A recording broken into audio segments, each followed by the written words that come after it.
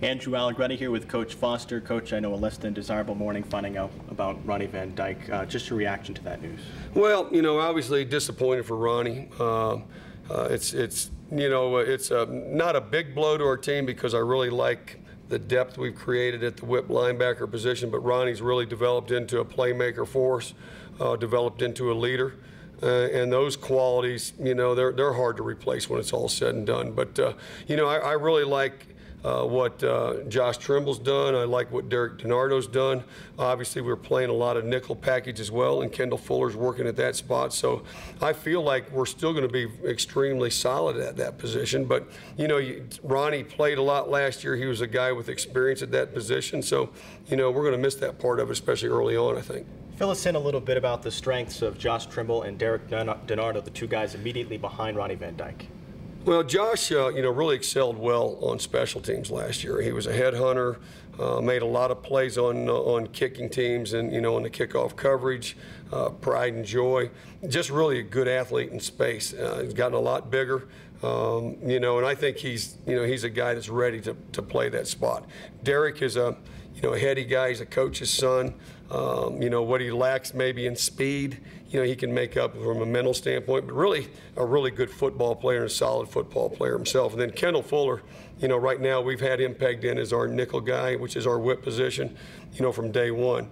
And, I'm not for sure if I've not seen a sharper, freshman in, my 27 years here at Virginia Tech. So that's a compliment to the kid, and, and he's a guy that's going to play a lot of football for us. So I think in the big picture, I think that position will still be a very solid position for us and a playmaking position for us down the road. All right, so another scrimmage tomorrow. What do you hope to get out of the scrimmage? Well, this will be really the first time that we've put the full team in a tackle situation. We've done a lot of teamwork against each other, thudding up and that type of thing.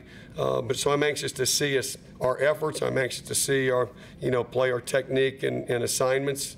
And, and I'm hoping we're going to do it well. But there's some key spots, obviously, that we're looking for, to see how the depth has developed.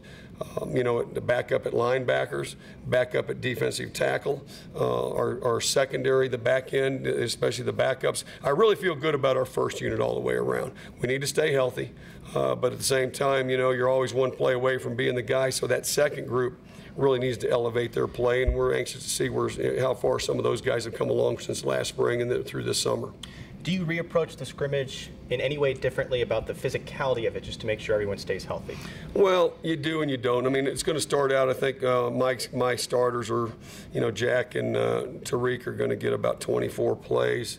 The other guys, the two deep guys and three deep guys, because I'm fortunate I've got Devin Van Dyke and Damon McKinnon, they're still pushing, for that second spot. So I've got three, but those guys, the second and third group for me are going to get 18 plays. I think you'll see at some of those other spots, like a defensive tackle, I think you're going to see more of those backup guys probably tomorrow than the first team. I think those first team guys will probably play anywhere from 12 to 18 plays, and after that it's going to be all those, the Alston Smiths, the Woody Barons, the Nigel Williams, Corey Marshall, the Chris Harleys, those kind of guys. Let's see where those guys have, how far along they've come along. Coach, thank you so much for your time. Thank you.